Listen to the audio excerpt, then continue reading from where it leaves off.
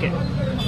25 जून 1975 साली या देशाच्या तत्कालीन पंतप्रधान इंदिरा गांधींनी इमर्जन्सी लागू करून डॉक्टर बाबासाहेब आंबेडकरांनी लिहून ठेवलेल्या घटनेचा अपमान केला होता.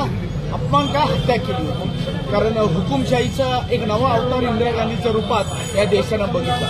अनेक निष्पाप लोकांना जेलमध्ये घालायचं, पत्रकारांचं स्वातंत्र्य हिसकावून घेतलं गेलं होतं. कुणीही काही बोलू शकत नव्हतं, लिहू शकत नव्हतं. हुकुमशाहीचं एक जिवंत उदाहरण इंदिरा गांधींनी त्यावेळी दर्शनाला दिलं होतं. पण जनतेची एकजूट आणि भारताचं वैशिष्ट्य ते सगळ्यांनी मिळून ती इमर्जन्सी सुद्धा मारून काढली होती. आणि ती इमर्जन्सी आम्ही काळा दिन म्हणून साजरा करतोय. इंदिरा गांधींचं ते एक कर्तृत्व देशाला काळिमा फासणारं होतं आणि त्याची आठवण म्हणून भारतीय जनता पार्टी 25 जून 1975 काळा दिन म्हणून साजरी करते आणि जनतेला इमर्जन्सी खरी अवस्था काय होती ती जनतेपर्यंत पोहोचवण्याचं काम करतो.